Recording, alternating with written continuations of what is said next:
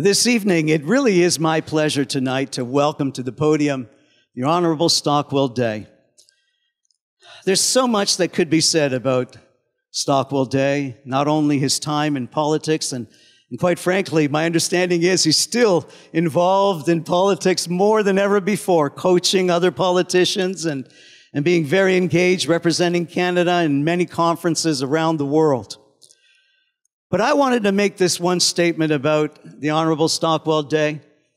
He is one of the most articulate communicators and strong, ardent supporters of the state of Israel. And yes, let's give a big clap offering.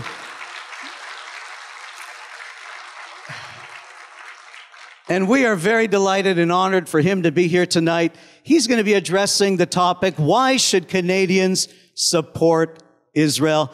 Would you please welcome the Honorable Stockwell Day as he comes to the podium tonight.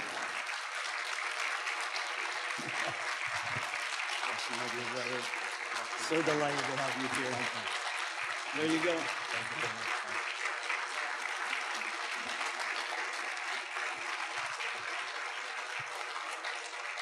Thank you.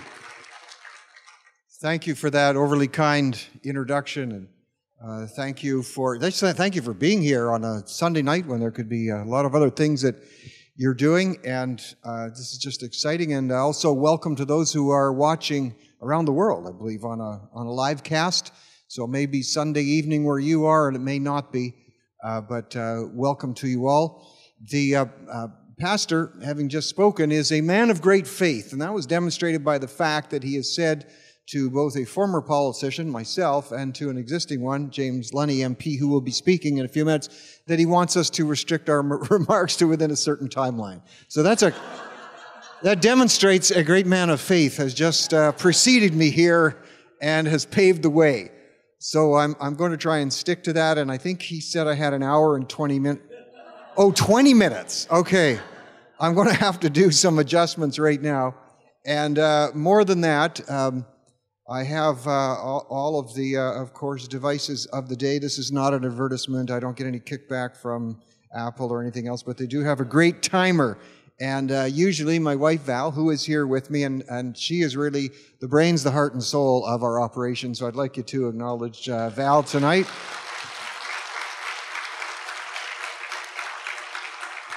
When she's not assisting me in our own business, where she's Chief Financial Officer, she is doing any one of a number of things related to our 14, yes, count them, 14 grandchildren. So it is awesome. It's especially when they're all together. It's organized chaos. It's a beautiful thing. It's sort of like listening to a debate in the Knesset when all our grandchildren are together. Having said that, I'm going to tap the timer right now, so when you hear a little buzzer going, it means I've got, according at least to my watch here, I've got about 4 minutes left, and I'm going to have to speed things up. There are few items of such import in this present day than the issues surrounding the Middle East and Israel. And I want to say at the start, in case there's any concern about this, I want to say a couple of things. First of all, I'm not making a partisan presentation tonight, though in full disclosure, I do some work on behalf of the federal government and also on behalf of the BC government and Premier Christy Clark. I help out on election strategy and doing other things like this. I'll come to the politics of this in a minute.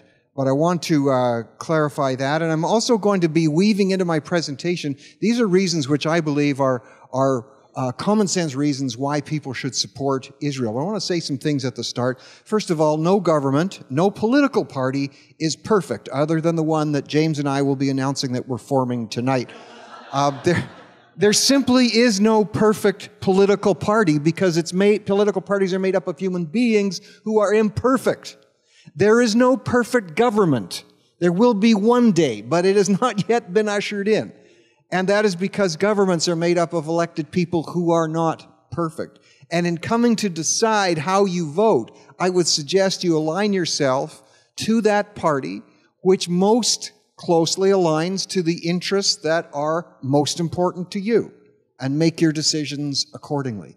When I'm speaking tonight also, it can't be, I never like to separate totally secular from sacred.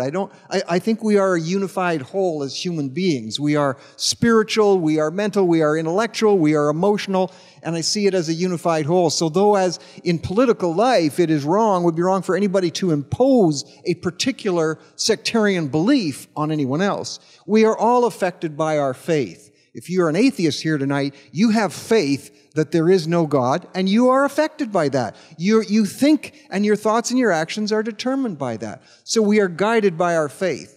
But where we move out of the democratic realm is when we start to look for ways to try and impose our faith, and that is what some of these other nations are trying to do to Israel. But so having said that, to set the historical context quickly here, I'm going to be weaving in some biblical scripture. Now, when I speak, and James will say to this, we don't talk about things that are discussed in confidence in our caucus or cabinet meetings, but there have been a couple times in caucus previously when I was in government where we were facing matters of extreme pressure and extreme duress, and where I would have opportunity to speak to all of the caucus as our Prime Minister allows on a regular basis.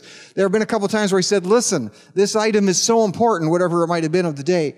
I would suggest that those of you who are MPs who are people of faith, you should be praying about this. And by the way, even if you are MPs and you're not people of faith, you should probably pray about it anyway, because it's an important item. So I'm just going to weave some context in here, because biblical context is not separate from everyday context. It's part and parcel of it. Whether we want to accept it or not, of course, is our individual choice. And so when we look at some of the concern that we see today in the BDS movement, the boycott, the disinvestment, and the sanctions movement, especially as is developing in some churches, I find it a bit disturbing, even from the point of view of looking at it on the point of view of fact. And by the way, I talked about different governments and governments not being perfect. The government of Israel is not perfect. I have had the honor of meeting many of the prime ministers, the presidents from Israel. Not one of them is perfect. And it is not anti-Semitic to criticize any government, including a government in Israel. So I want to make these clarifications. And I want to still look at the broader way of why, in my view, we should be supporting Israel and why we should support governments which support Israel. You know, a famous writer once said, a lie is halfway around the world before the truth even gets a chance to get its boots on. And many of the people who are influenced by the BDS movement have not been fully exposed to all of the facts on this issue. So first, and I'm going to be careful to cite some quotations and some numbers here tonight. So I'm going to try and get them accurate, which you might say, well, there's an act of faith also for a politician, but I'm going to try and be accurate on this because I am encouraging you here tonight and those who may be watching to check up on my quotes and to check up on my numbers, to see, as the Berean church did, to see if these things are so. It's important that you do that. And when we look back to, if you want to look in a historical context, almost 3,000 years ago, the first reason to support Israel is that Israel has an aboriginal right to exist. An aboriginal right to exist. And probably more than any other people group in history, they have historical written documentation. Oral tradition is important, and it's good. But written and archaeological evidence to support their cause and their case for an aboriginal right to exist on the land in which they inhabit today. And if we go back to some of the initial writings, back in Genesis, and here was Abraham, he was being spoken to as recorded by Moses, and the Lord said unto Abraham, after that Lot was separated from him, if those of you who are using biblical reference tonight, it's Genesis 13, 14 to 17. It says, told him, lift up now your eyes and look from the place where thou art, northward and southward and eastward and westward, for all the land that you seeth I will give it unto thee forever. Now, this is a very specific place and a very specific point in time. And we can zero in with our GPS on this actual place, which is actually in the West Bank today, because it says, Then Abram removed his tent and came and dwelt in the plain of Mamre, which you can find on a GPS, which is in Hebron, and built an altar there before the Lord. There's over 170 other references all through Hebrew Scripture about this fact. I particularly like, I'm just going to share one more because this one's really personal to me. And this one was to Moses, and it's in Deuteronomy 34:1. Very specific. GPS this as I'm talking, and you'll see the place. Moses went up from the plains of Moab onto the mountain of Nebo to the top of Pisgah that is over against Jericho. And the Lord showed him all the land of Gilead, and on to Dan, and on to Naphtali, and the land of Ephraim, and Manasseh, and all the land of Judah, unto the utmost sea, and the south, and the plain of the valley of Jericho, the city of palm trees, unto Zoar. And the Lord said unto him, this is the land which I swore unto Abraham, and Isaac, and Jacob, saying, I will give it unto your seed, and I have caused you to see it with your eyes. Now, you can't see the little goosebumps that are on the back of my neck right now, but the reason they're there is because in one of my trips to Jordan in negotiating free trade agreements on behalf of Canada, we had finished our deliberations, and the Jordanians who were there, not Jews, not Christians, said to me, any sites you'd like to see? Well, I'd seen a lot of the sites there, and it was getting on at the end of the day, and I said, I think I've seen most of the local sites. They said, have you been to Mount Nebo, on the place where Moses stood, at the top of Pisgah, looking out over Jericho? I'm reading from the scripture. I said, well, I kind of would like to see that. And we drove there, and the beautiful thing was, it was just closing down for the day. The tourists had left, but they allowed me to come in there. That kind of stuff doesn't happen anymore when you're not an MP, James. And you don't get those kind of privileges. Somebody said to me, what's the first change you noticed when you left government? You were no longer a cabinet minister. What's the first thing that you realized things had changed? And I said, well, it was the day after no longer being a cabinet minister, and I hopped into the back seat of my car and it didn't go anywhere. That was my first indication that things had changed. However, they took me to this site, to this very precise site, as described in the book of Deuteronomy. You can GPS it today.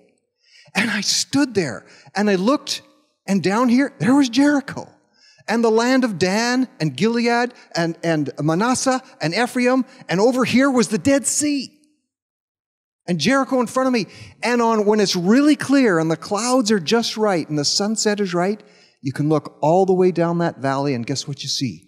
The lights of Jerusalem. Were there goosebumps? You bet there were. These things mean something. These are not just casually written historical documents. I want to take you now, we're going to fast forward through history because time is ticking down here. The time of, from there on, we have, of course, the history of Canaanite conquests. And then we get to the time of David, and then the time of Solomon. And Solomon built the temple and ruled, and that was about 961 to 922 BC.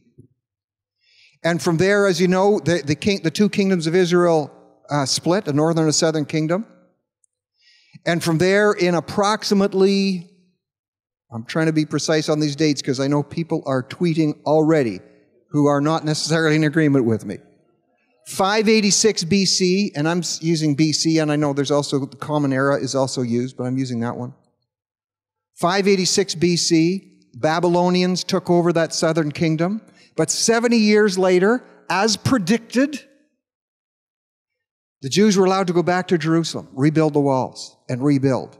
And through that time, of course, we know that area was under a variety of different rulership. And then the Romans at about the time of the life of Christ.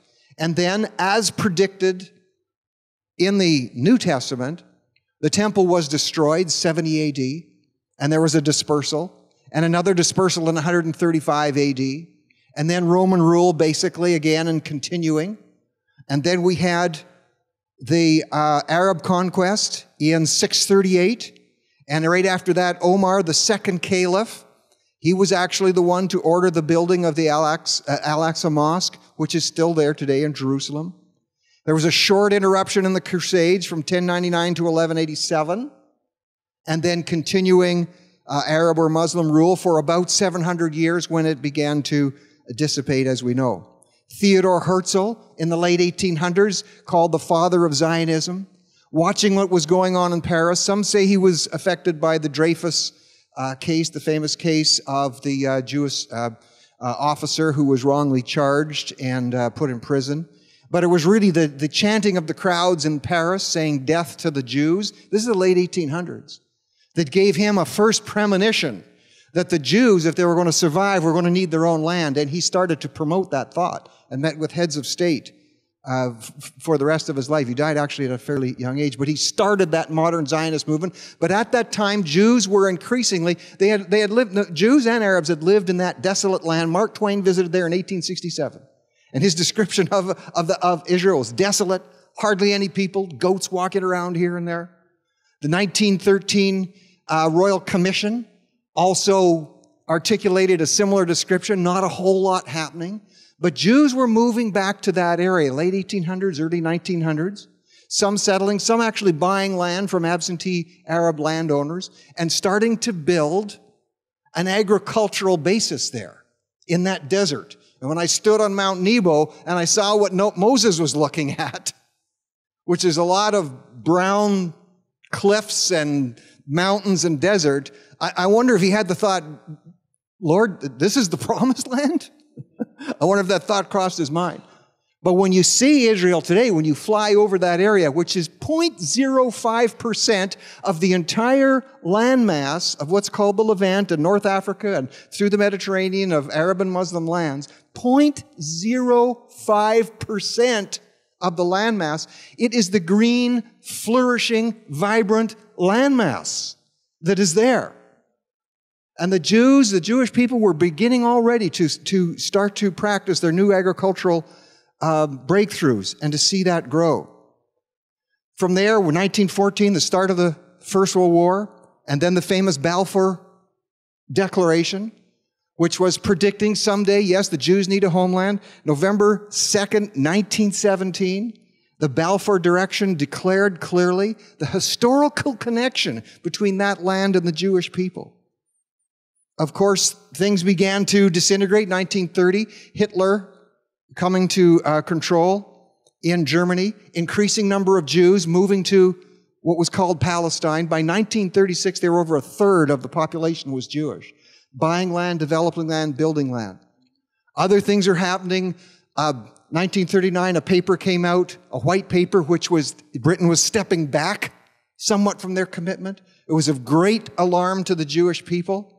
Ben-Gurion said, it was called the White Paper. Ben-Gurion said something very famous, and he made the right choice because the Jewish people largely were in war against Hitler. And the Arabs, including the Mufti of Jerusalem, of course, they all supported Hitler. So, be careful who you support in a major conflict. The Jews picked right, but they did say, Ben-Gurion said, we will fight this war against Hitler as if there was no White Paper. But we will fight the White Paper as if there was no war. So he was very clear about that. And then we know the tragedy that happened, the Holocaust. I wear the pin today that talks about that, showing the barbed wire, but showing life growing from the top of that, and sprouting and giving life and hope. And it was then that the world realized the Jewish people need a homeland.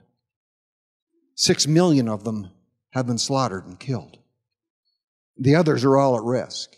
And the British, following the war, looking at those concentration camps filled with hundreds of thousands of people, and most of those people saying, we want to go to Palestine, we want to go to Israel, declared that this is going to happen. They went to, it was the British and others who went to United Nations over the period of time, getting that resolution to declare that Israel, and it was a two-state solution, that Israel would have its land designated to us. All along, there had been a two-state solution proposed. All along, Israel supported it. All along, back as far as 1914, the Arab governments opposed it. And then, of course, that fantastic day happened, United States declaring that Israel is now their own land, their own state, and the day after, the attack from the 5 Arab surrounding nations. Folks, that's the history to them. Israel has an aboriginal right to exist, but it has a historical and internationally recognized legal right to exist as a Jewish state. This is important. People say, well, why should there be a religious state? Oh, are you going to go to every Muslim state and say Muslim countries don't have the right to exist? No, nobody's saying that. Israel has the right to exist as a Jewish state, a historical right. They have a right to exist as a result of Geneva Conventions in war. When you are attacked and you defend yourself and you are successful, you actually have a right to that land. And each time when they were surrounded by their enemies, and each time when they were attacked, and they had to secure other lands, each time, in 1948, 1967, 1973, gradually over time, Israel would start to give that land back. And each time they gave it back, it was inhabited by people who became their enemies and attacked them again from those lands. They have a right of convention to exist. I would suggest Israel has a democratic right to exist. They're the only democracy in that region. They are an island of democracy in a sea of dictatorships. They have a democratic right to exist. They hold to the same democratic rights that we do. They have a right to exist as a nation which opposes discrimination. In Israel, you can run for election if you're a Jew, if you're a Christian, if you're a Muslim, whatever you are. Prime Minister, I'm busy right now. I'm so sorry.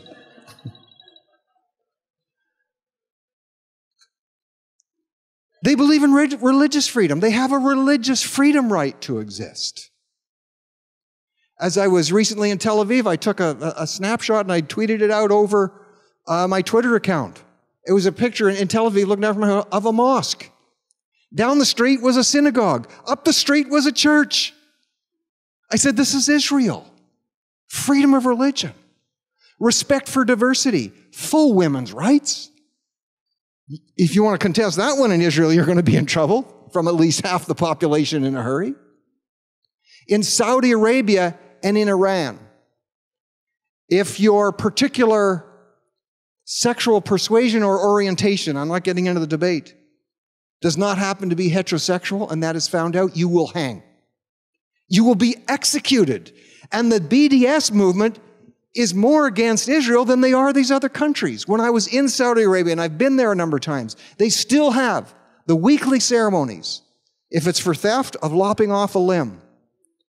And a woman supposedly caught in marital transgression, stoning or beheading, Iran or Saudi Arabia. That happens today as we speak. But it's Israel that's discriminated against. 900 resolutions at the United Nations against Israel on human rights issues. You know what country's number 2 with 400, not even close to 900 resolutions again? Sudan. The Sudan. Folks, these are things we need to consider. They have a right to exist because of their humanitarian efforts around the world. Major catastrophes, tsunami in Thailand, one of the first to appear on the scene, Israeli medical and emergency teams. And in terms of giving money they talk about the poverty in Gaza. In terms of giving money into Gaza and to the Palestinian Authority, it's astounding. As recently as 2012, when Palestinian budget problems, far worse than Alberta budget problems, with apologies to any Albertans watching tonight, it was Israel who stepped up, September 2012, gave $60 million to help the Palestinian Authority. And then later in the year, as they were moving in the Palestinian areas to Ramadan, they were not going to be able to pay their own employees in the Palestinian Authority. Israel donates $45 million. Half of Gaza electricity comes from Israel through the Israel Electric Corporation. I have visited that electrical site twice, one as recently as 2 months ago. And this is why, while the Palestinian Authority still owes millions and millions of dollars of unpaid bills to the hydro authority, the electric authority in Israel. Have you skipped your electric bill lately? Call Israel. They might help you because the local authority won't. You'll be on the hook. It is estimated that Yasser Arafat, when he died, just his one private account was estimated at $900 million. $900 million. Other estimates by Palestinian authorities put it higher than that. The London Daily Telegraph recently said that Palestinian real estate holdings, just London and Paris and a couple other cities, 50 billion. While the average wage of a Palestinian is $2 a day. Israel has again lifted and accelerated the work permits for Palestinians to come into Israel to work. An organization of Israeli doctors, an organization that just deals with child heart problems, has done operations on 2,300 children to save their lives through heart surgery. Half of them Palestinian and Jordanian. The Israel Department of Agriculture, just recently, as late as 2011, assisting and trying to teach those who want it, working again in the Palestinian Authority in the areas of Gaza with agricultural techniques. And again, just putting a proposal forward in 2012 to help Gaza develop the Gaza marine gas field. Israel has a humanitarian right to exist. The government of which I was associated and still am to a degree took a very different approach. When we were in opposition, James was there. We could not understand why the government of the day would not label Hezbollah as a terrorist entity. It was astounding to us. We put huge pressure on them, and that was changed. We could not understand why our UN dollars going to one of the UN organizations that puts money into Gaza and into the Palestinian Authority was allowing for that money to go to textbooks, still being printed today, that depict Jews in the most horrific fashion, being taught to innocent Palestinian kids. We stopped that. Is our government perfect? No, far from it. But they did some things in that regard that I kind of like. The Durban Conference, which previous Canadian governments had attended, which declared that Zionism was racism.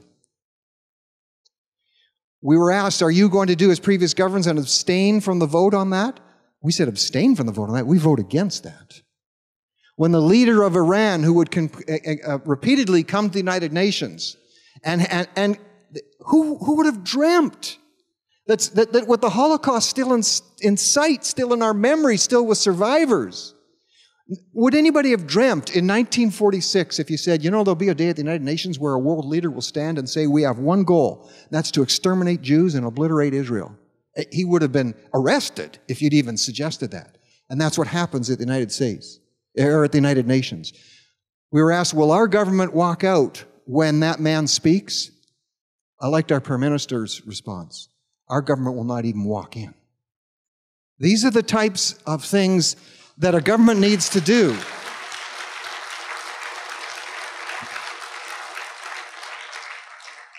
Folks, I could go on. My time limit is up. But I want you to know there are reasons to support Israel. They are good and they are solid reasons. And I will continue to support Israel, and I will continue to say to my Jewish friends and my friends in Israel, you will not stand alone. Thank you for being here tonight.